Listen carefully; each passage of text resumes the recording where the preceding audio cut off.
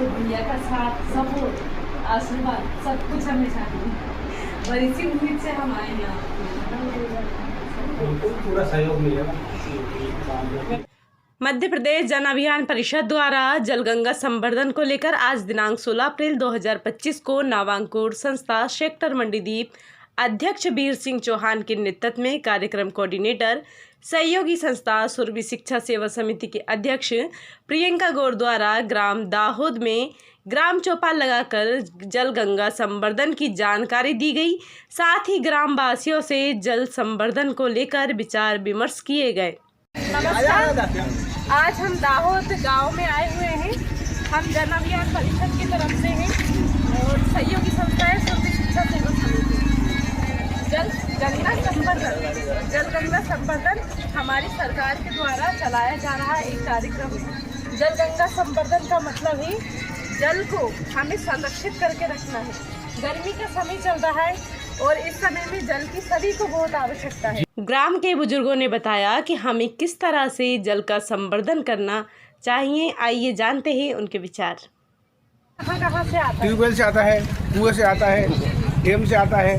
वो नहीं ट्यूबवेल की वहाँ से पानी आता है, पानी पर्याप्त है हमारे यहाँ। ट्यूबवेल से ज़्यादा आता है। हाँ। सरकारी लाइन डली है, उससे पानी अभी सरकारी लाइन डली है। पानी की टंकी बनी है वहाँ। की जो जल है ये बहते बहते मतलब अगर हमने इसे संरक्षित नहीं किया तो ये बहते बहते एक दिन समाप्त हो जाएगा या सूखा की स्थिति बन सकती है। तो हम जल को संरक्षित करने के लिए मतलब कि जल को बचाने के लिए कम से कम करने के लिए इस्तेमाल करो। क्या कर सकते हैं? कम से कम फेंको। स्टाफ डैम बनाओ, सफाई रखो उसकी, साफ सफाई रखो उसकी। हाँ जी, स्वच्छता करना बहुत जरूरी है।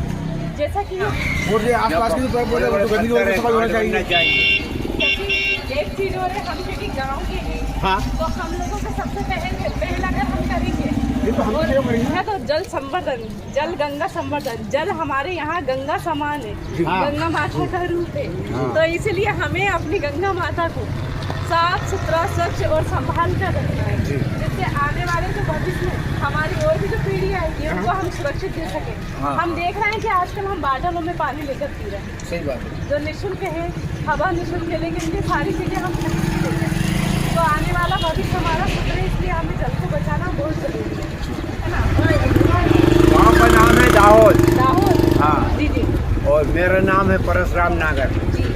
तो जल को साफ करने के लिए क्या कर सकते हैं? जल को साफ करने के लिए उसमें जल में कचुआ डालना चाहिए, मछली डालना चाहिए, वो गंदगी साफ करें। और उसे हम संभाल कर कैसे रख सकते हैं? सवाल करिए, स्टाफ डैम बनाओ, इसके अलावा और तो कोई नहीं, बर्तन में रखो भाई। जैसे छोटी मोटी कलाई बना लो, तालाब बना लो, गहरा गड्ढा बना लो, ऐसे ताकि मतलब वो सुरक्षित रहे।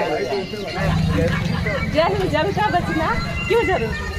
जल का बचना ये जरूरी है कि जल सर्वोत्तम है और जल ही जीवन है। हमारे शरीर में 70% जल की मात्रा है। हाँ। अगर जल नहीं रहेगा तो हमारा शरीर भी किसी काम का नहीं रहेगा।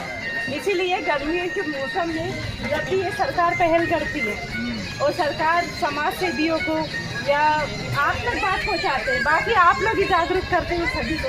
जैसे आपका गांव है तो आपके गांव में आप ही लोग सभी को समझाइश दे सकते हैं। हम तो एक बार ही आएंगे, बाकी आप लोग ही करना है मार्गदर्शन।